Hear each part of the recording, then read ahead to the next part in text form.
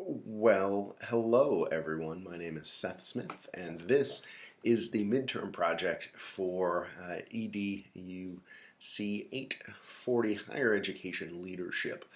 This presentation will focus on the new collaboration between Capital University, which is a small liberal arts college located in Bexley, Ohio, and the Columbus College of Art and Design, an art-focused college in Columbus, Ohio, who have together combined to create the Institute for Creative Leadership at Work. This project will first start off by looking at Baldridge's three dimensions: political, bureaucratic, and collegial. We'll then see how we can apply them to Capital University and to CCAD.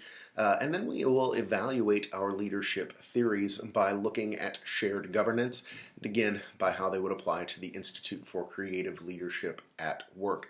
In doing so, we will create a working definition of educational leadership.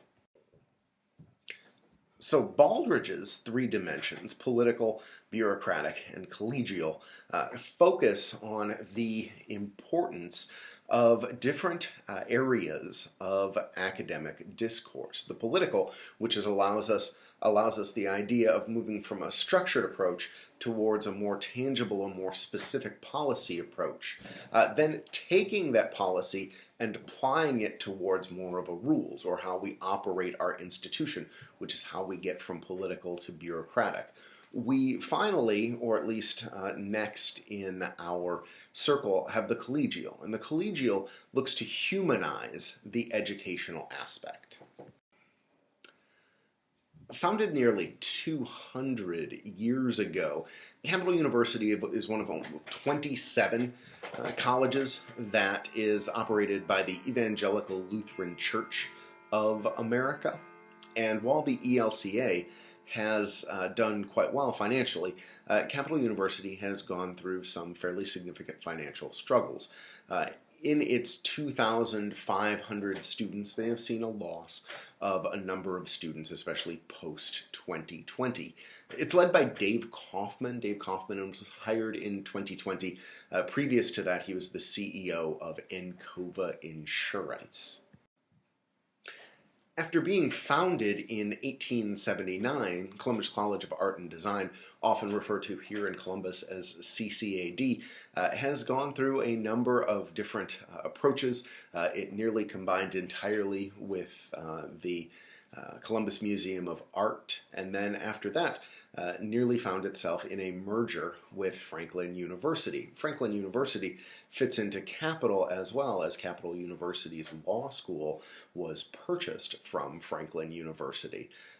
In 2016, Dr. Melanie Korn took over as the president of the institution, and right now CCAD operates with about 1,000 students, most of them majoring in the art-based activities. Now, both CCAD and Capital have versions of shared governance models. Shared governance is, of course, a structure where internal stakeholders like faculty, staff, sometimes students are eligible to participate in the decision-making process of the institution.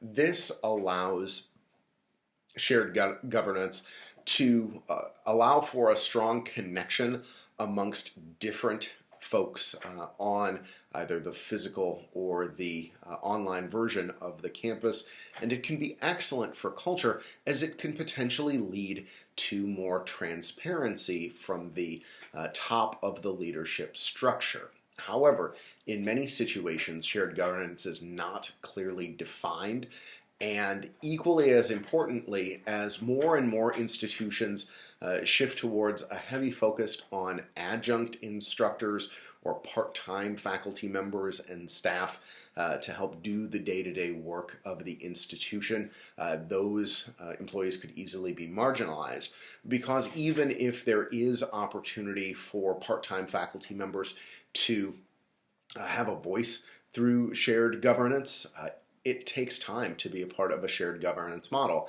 And if your part-time job at a university is connected to other part-time jobs, plural maybe even, those faculty members and staff members may not have the opportunity to participate in shared governance, whereas at Capital, where I currently teach, people who are on shared governance committees can do so as part of their workday by which they are paid for.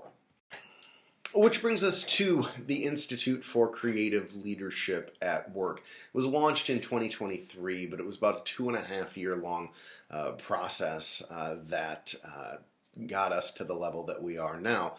Now you can see on the screen the approach in terms of the collaborative process between the two institutions. It's a far from a merger. It's more of just a way to connect for more adult-focused education. But one of the questions that it then brings up is, outside of its leader, Dr. Mary Beth Bertrand, what collaboration amongst the institutions could occur for the shared governance models? Since a new entity has functionally been created, the question reasonably is like, what is the shared governance model for this new created entity? Through my research, and especially considering Bertrand's work, considering the research taken on the different leadership styles that are taken, I have created this definition of educational leadership, which I will read verbatim. Educational leadership empowers educators to navigate the challenges presented both within the institution and external factors by utilizing an agreed-upon mission and vision as the educator's guiding principles. It seeks to understand the stakeholders' value, to hear their voices, and to balance their current needs with the institution's tradition. To me, the idea of educational leadership needs to have kind of one foot in the past and one foot in the future, which grounds it in the today. If we as educational leaders do not consider the work that has been done to put us in the situations that we are, we miss out on key mission and vision areas. But at the same time, if we're not constantly looking forward, what we end up with is an institution that could potentially become stale or static. Because of that, something like the Institute for Creative Leadership at Work, even if the institute is unsuccessful, shows an ability by two institutions to step forward, to try something different, to get into spaces that they were not beforehand. So to review, we looked a little bit at Baldridge's 3 dimensions and how they applied to both Capital and CCAD. Then we evaluated the leadership theories by talking a little bit about shared governance, looking at the Institute for Creative Leadership at Work, then finally going through our working definition of educational leadership. As we advance forward and show our references here, one of the things that I think is really worthwhile is the understanding of the challenge for higher education leaders to be able to innovate in new products like this, and the idea of working with institutions as opposed to against institutions looks to have a tremendous amount of value.